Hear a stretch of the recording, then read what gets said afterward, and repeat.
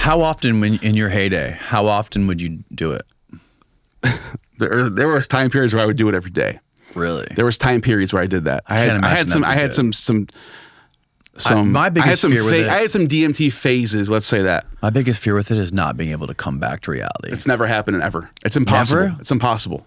It's impossible. I mean, not being because the half-life of DMT is it's physically impossible. I don't mean like permanently tripping. I mean like it actually causes something, rewires your brain permanently to where you no longer think the way you used to think. No, it does in a good way. I think it makes people smarter. I think it made me smarter. Really? I used to be a dumbass. I used to never do good in school. I used to not pay attention to anything. Now I'm all. I think it improved my thinking. I honestly do think that, because ever since when I had that DMT phase, I was kind of just like a loser pouring concrete and living in a dumpy apartment. And then after that, I got really I started wondering about things more. Started studying things more, started researching things more. And then I wound up Gnostic Informant.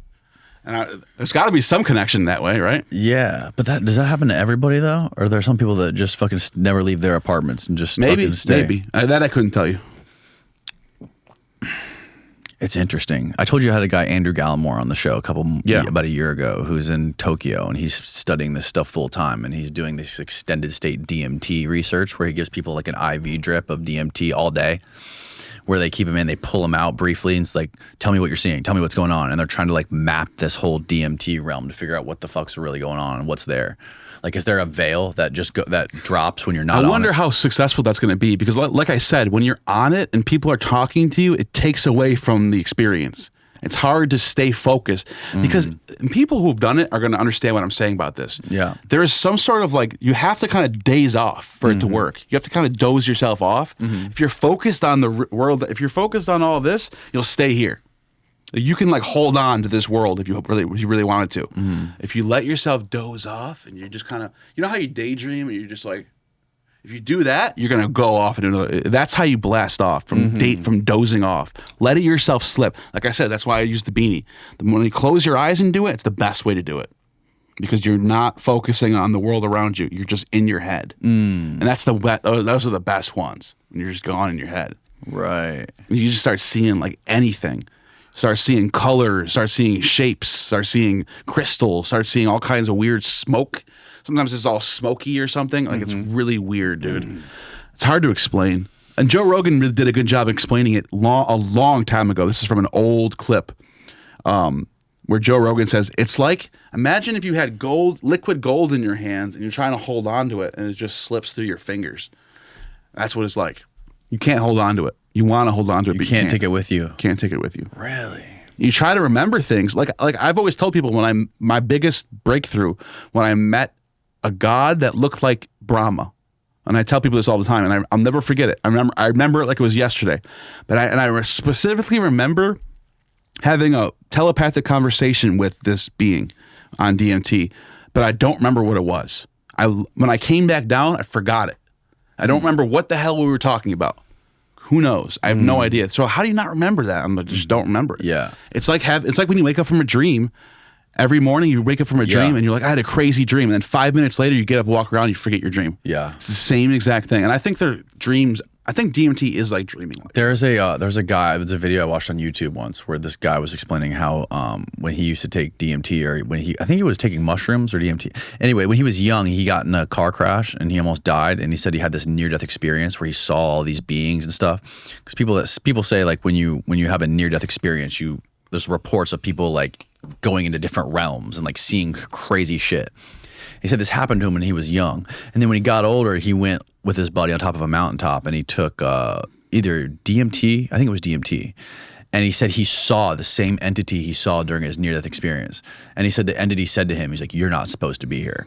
What did it look like? Do you remember? I don't know. You'd have to pull up the video again. But he said, I think it maps onto our own understanding of things. And at that time when I was doing that, I don't remember ever researching Hinduism, but there might have been a time where I saw Brahma in a painting and it just kind of stuck into my deep consciousness. And when I tripped, I saw that and thought that was what God should look like for whatever reason. But I don't think I did. I don't remember being big. I remember finding that. I remember seeing images of Brahma later and being like, "That's the guy I saw on DMT." So it's like it is a little weird that played out that way. Just to be honest. Yeah, it's an interesting correlation. Like he had multiple hands on one side, and they were all moving. You know how I remember you telling me this. The Indian gods had that, and it was like this on the other side, and his head was multiple heads spinning, and he was sitting Indian style, and he was wearing robes, like golden shiny robes, white golden shiny robes, and there was like things orbiting him, like space, like planets or something, or stars or something. There was like shapes. It looked like they were orbiting him. Yeah, and it was all smoky in the room. Yeah, like white smoke was everywhere. It was weird, and that was one of the biggest breakthroughs I've ever had. And it stuck with me. Like it's like life changing shit. Yeah. Then I had random ones. Like one of the random ones that I had was me and the girlfriend I was with at the time. We went to the park in some like forest somewhere. I don't know where we were. And I was driving the car, and there was a lanyard over my with the keys of the car. And she wasn't doing it, but I was. She was just there. I took a rip of it, and all of a sudden, the car keys, this is the car keys, started shooting lightning bolts out. And I thought I was going to hit her and kill her. Started shooting, zoo, zoo, zoo, zoo. And then all of a sudden, I was like, I turned around, and I looked up, and I saw in the sky, it looked like Mickey Mouse. And he was taking clouds. He was in the sky. It looked like he was like just sitting in the sky, and he was grabbing the clouds and putting them over himself like a blanket, and he was turning away. Like he was like cold, and he was taking the blankets and covering himself with it. Right. It was just random. So it had no meaning. Just my mind was just gone. And the first time I ever did it, oh my God, I didn't know it was going to work or not. But I made it myself with my friend from Lebanon. Muslim dude was doing it with me. And I haven't talked to that guy in a while. But anyways, so we're at his apartment, we're making it, and we do it. We had what is it called? A volcano vaporizer. Yeah. The best thing you can do for DMT because it just perfectly vaporizes it.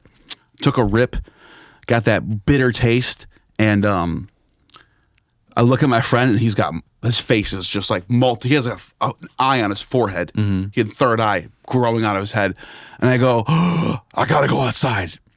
I went outside, and everything was beautiful. The plants were like had faces on them. They're talking and breathing. The sky was beautiful, blue, perfect sunny day out. But then I looked up and I saw a spaceship fly by, and I'm not kidding. It looked so real. I thought I was like, that is, and it was huge. It was like half the sky was a spaceship flying right past me, and I was like, do you see that? My friend just came back down from doing his head, and he was just like, whoa. And then we walked around for 5 minutes, and then it was gone. And I was like, do you feel it anymore? He's like, no. I'm like, that's it? And my first time, I remember people saying it takes 10, 15. Right. And I remember looking at my friend, I go, how much time has gone by? The third friend we were with didn't do it. He's like, 5 minutes. I go, what? I was like, it felt like at least 20 minutes. He's like, no, that was 5 minutes. Wow. So it was kind of crazy. Yeah. What if all that shit's just there all the time? That's what people think. All the shit you see on DMT. The shit you see on is actually, the DMT is just tearing down your senses. It like gives you an antenna. So like you can all of a sudden now you're locked in like Bluetooth. Like you can hear it or you can see it. You know, it's kind of crazy to think about.